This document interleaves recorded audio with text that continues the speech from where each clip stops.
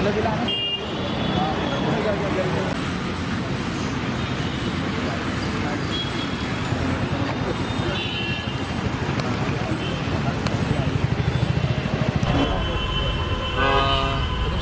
विभागातला जवान होता, शहीद झालेला आहे. किती वर्ष हे कुटुंब या ठिकाणी राहत आहे, काय कुटुंबाची पार्श्वभूमी होती, काय सांगणार जवान? आणि मागील वर्षांपासून मी प्रतिनिधित्व करत असलेल्या वार्डमध्ये कामराजनगर या ठिकाणी श्रीराम नाईक हे त्यांच्या कुटुंबासह राहत होते आणि अतिशय कष्टाळू मोलमजुरी करून कमवणारं कुटुंब होतं.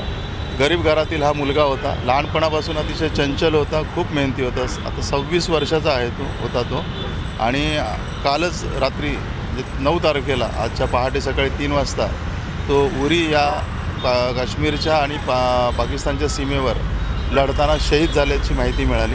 त्याच्या वडिलांना त्यांच्या विभागातील कर्नलने त्याच्या वडिलांना फोन करून ही माहिती दिली.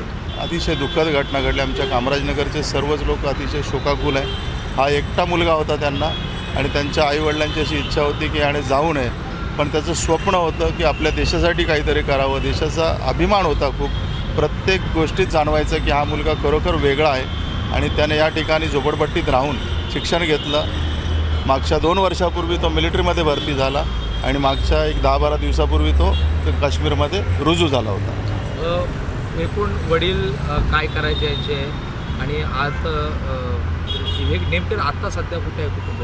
त्याचे वडील मोलमजुरी करायचे, जे काही काम मिळेल, कधी तांदूळ विकायचे, कधी काय, असं मोलमजुरी करून इतर लोकांसारखेच या ठिकाणी भरपूर आंध्रामधील आणि तेलंगणामधील रहिवासी आहेत. त्याप्रमाणेच ते मोलमजुरी करून कष्टाने या ठिकाणी जीवन जगत होते.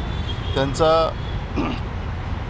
जे लहानपण होतं त्या मुलाचं अतिशय या ठिकाणी चांगलं गेलं आणि खूप म्हणजे आम्हालाही बोलताना भावना आपल्या हे होतात की शब्द सुचत नाही की काय बोलावं काय नाही. आपल्या डोळ्यासमोर वावरणारा एक लहान मुलगा देशासाठी शहीद झाला, ते आम्हाला थोडंसं कठीण होतं की काय बोलावं काय बोलू नये.